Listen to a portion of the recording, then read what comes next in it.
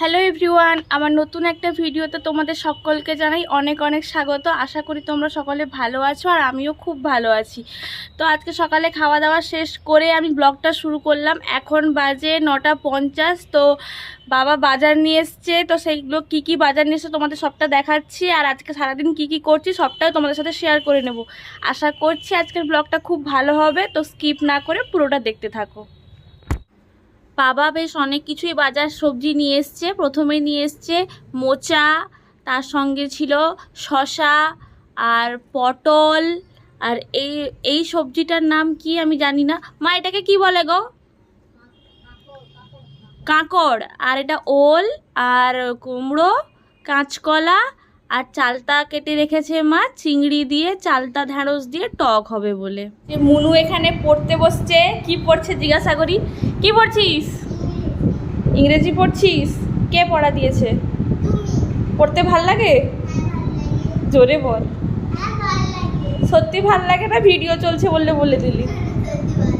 ও একটা শোনা বাবা, আমার মুখটা দেখো কত ইনোসেন্ট, কিন্তু মহা বদমাস বাবা। পড়ে যা মন দিয়ে, পড়া হলে তোকে দোকানে পাঠাবো, ঠিক আছে? ইয়েস। টাটা। কাজের আর শেষ নেই। এত কটা জামা কাপড় এখন আমাকে একা কাচতে হবে এই বৃষ্টিকালের জন্য। একটাও কাচা কমপ্লিট হয়নি।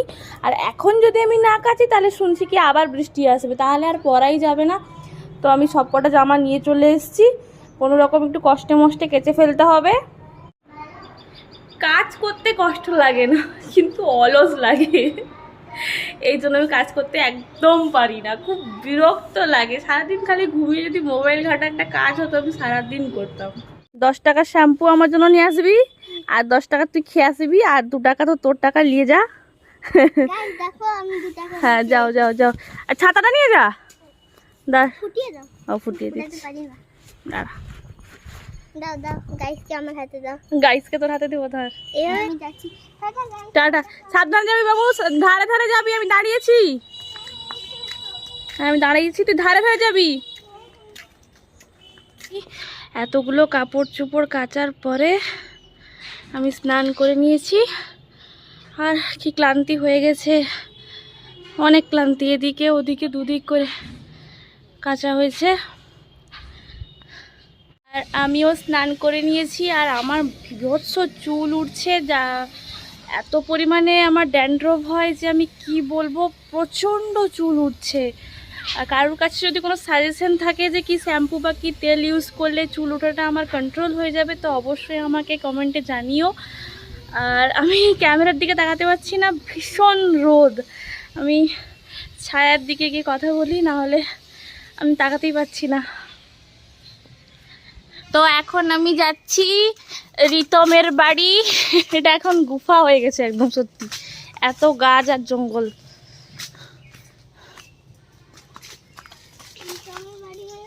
রিতমের বাড়ি মানে রিতমের বাড়ি যাচ্ছি। রিতম ঠাকুর বানিয়েছে, ওর ঠাকুরটা দেখবো। আর আমি সবাইকে দেখাবো কত ভালো ঠাকুর বানায়। ও ছোট ছোট হাত দিয়ে সুন্দর করে ঠাকুর বানায়। এই রাস্তাগুলোতে আগে কতদিন আগে আসতাম। আর এখানে আমি ভূত দেখে ভয় পেয়ে গেছিলাম, সত্যি ভূত দেখে ভয় পেয়ে গেছিলাম। হয় না, কিন্তু তাও আমি ভয় পেয়ে গেছিলাম। হ্যাঁ, এটা রিতমের সাইকেল। এটা আমি বসে পড়ি। বেল বেল দি দাঁড়া। এই সাইকেল সাইকেল মারো সোনানি সাইকেল। ও রিতম কই রে? ও এটা তো রিতমের দিদি। ও রিতম, কি বানাচ্ছিস দেখা রে?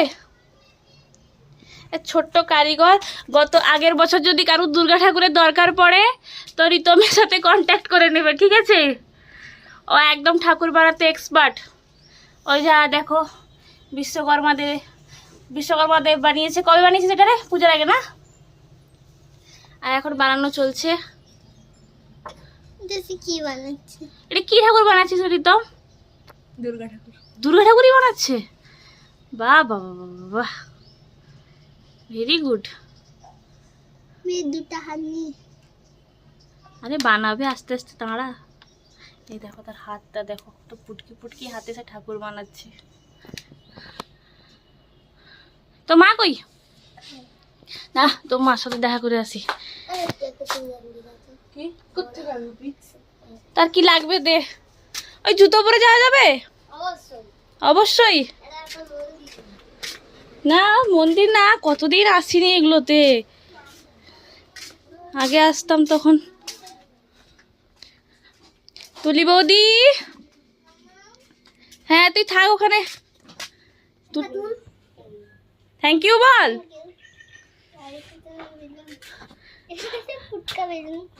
যেই শেখো সেই সাই আছে। না আমার না আজকে অনেক কাপড় চোপড় কেচেছি, দিতে ভাবলাম কি যখন কেচেই ফেলেছি এখন ভিজা ভিজা হয়ে গেছে, আমি সব মাথা পাতাও ধুয়ে ফেলি। এদের ঘর তো দরজা বন্ধ, নতুন ঘরে চলে গেছে। তুলি দিদি ঘরে টিয়া পাখিটা মরে গেছে না তুলি দি? তুলি বৌদি, এ টিয়া পাখিটা তো মারা গেছে না? তোমার ঘরটা মারা গেল আর আমার ঘরে টিটু উড়ে পালিয়ে গেল।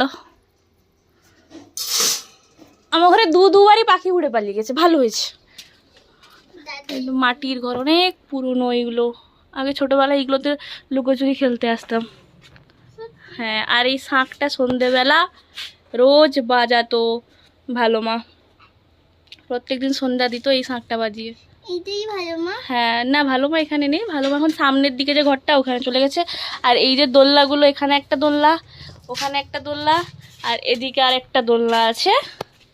এই তিন দিকে তিনটে দোলনাতে আমরা বসে আড্ডা দিতাম, বৃষ্টি পড়তো। মাটির ঘরে একটা গন্ধ দেখেছিস, মাটি মাটি গন্ধ, এগুলো তুই জানিস না, আমরা আসতাম তখন। এই যে এই তোমার ঠাকুরটা কমপ্লিট কখন হবে রিতম? বল ঠাকুরটা কখন কমপ্লিট হবে বল। আজকে না কালকে? এ তো লজ্জা পায়, এ তো লজ্জা পায় আর কি। বল কখন কমপ্লিট হবে? আজকে মঙ্গলবার।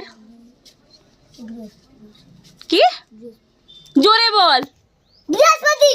ব্যাস জোরে বলতাম বলে একদম পাড়া জানিয়ে দিল সে। হ্যাঁ তুই বানা, বৃহস্পতিবার আমাকে ডাকবি, ফুল কমপ্লিট লুকটা আমি দেখবো, ঠিক আছে? সবাই অপেক্ষায় থাকলো দেখবে বলে। হ্যাঁ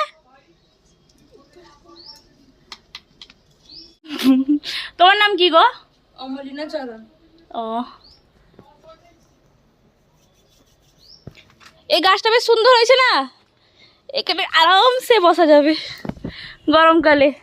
শ্যাওড়া গাছে শাকচুন্নি পা তুলাবো এখানে বসে। চড়ে বসে গেছি একদম শ্যাওড়া গাছে শাকচুন্নির মতন, গাছের উপরে চড়ে আমি বসে গেছি। এই দেখো এটা একটা ফুলের গাছ, অনেক পুরনো গাছ, আমি আমার ছোট থেকে এই গাছটা দেখছি, এত বড় হয়ে গেছে, আমি এখন উঠে এর উপরে বসে দোল খাচ্ছি। সেই গাছটা আজকে দুপুরের মেনুতে বেশ অনেক কটাই তরকারি ছিল। প্রথমে ছিল ওল মাখা, ঘন্ট, আর একটা বাঁধাকপির তরকারি, 2 রকমের ভাজা, চালতার চাটনি, বড়া ভাজা আর পটল আলুর কষা। বড়া ভাজা আর পটল আলুর কষাটা আমাকে বৌদি খেতে দিয়েছে। আজকের ভিডিওটা এই পর্যন্তই থাকলো। ভিডিওটা ভালো লাগলে অবশ্যই একটা লাইক আর কমেন্ট দিও, আর যারা প্রথম দেখছো চ্যানেলটা কিন্তু সাবস্ক্রাইব করে দিও। টাটা, দেখা হবে অন্য একটা ভিডিওতে।